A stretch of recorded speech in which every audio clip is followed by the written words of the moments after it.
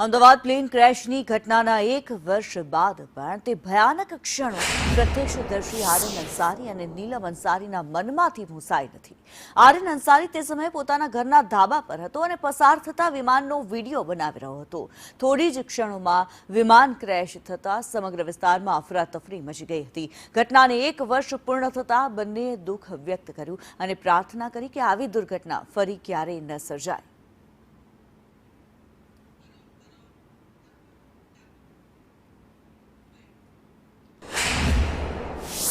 आज 1 વર્ષ પહેલા મેં અમદાવાદ ગયો હતો અને ત્યાં નીચે વિમાન જતું હતું એટલે મેં વિડીયો ઉતાર્યો હતો અને જ્યારે વિમાન બ્લાસ્ટ થઈ ગયું હતું અને બધા દોડાદોડ કરતા હતા ને એ વાતને 1 વર્ષ પૂરું થાય છે અને આ પાછળ ઘટના પાછી બનીને ઘટના એવી ના બને હું પ્રાર્થના કરું છું। પ્લેન ક્રેશની ઘટનાના સમયે આર્યન સાથે તેની બહેન નીલમ અંસારી પણ હાજર હતા। હાલમાં મેઘરજના કંટાળુ ખાનપુર ગામે રહેતા ભાઈ બહેને 1 વર્ષ બાદ પણ તે ભયાનક ક્ષણોને યાદ કરતા ડર અને વ્યથા વ્યક્ત કરી। નીલમનું કહેવું છે કે આ દુર્ઘટનાની યાદ આજે પણ તેમને ડરાવી દેશે।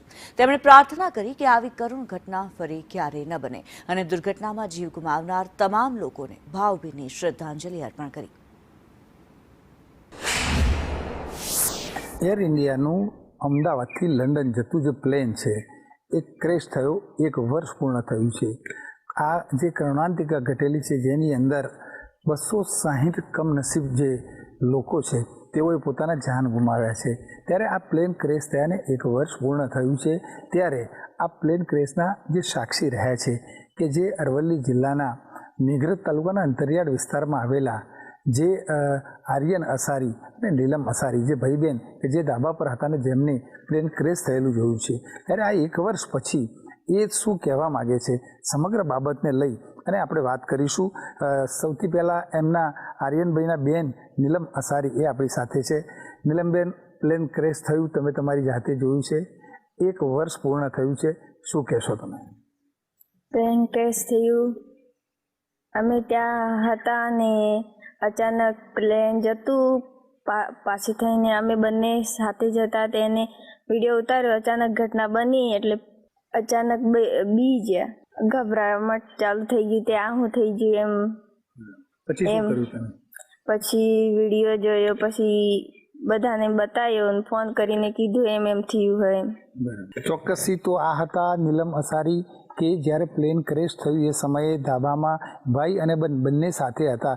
બંને જોઈને કરુણાંતિકા જોઈ એમનું પણ હૃદય દ્રવી ઉઠ્યું હતું। વર્ષ જ્યારે પૂર્ણ થાય છે તો આજે પણ એ ઘટનાને તેઓ વિસરી શક્યા નથી અને જે કોઈ મૃતાત્મા જે પ્લેન ક્રેશની અંદર મૃત્યુ પામ્યા છે એમના આત્માને પણ શાંતિ મળે એ માટે તેઓ શ્રદ્ધાંજલિ અર્પણ કરી રહ્યા છે। જયદીપ પાટિયા સાથે શૈલેષ પંડ્યા, સંદેશ ન્યૂઝ, અરવલ્લી।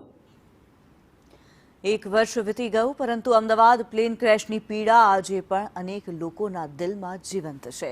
આ દુર્ઘટનાએ સેંકડો પરિવારોને ક્યારેય ન ભરાઈ શકે તેવી ખોટ આપી છે। આશા રાખીએ કે ભવિષ્યમાં આવી કોઈ કરુણ ઘટના ન સર્જાય અને ગુમાવેલા તમામ લોકોને ફરી એકવાર ભાવભીની શ્રદ્ધાંજલિ।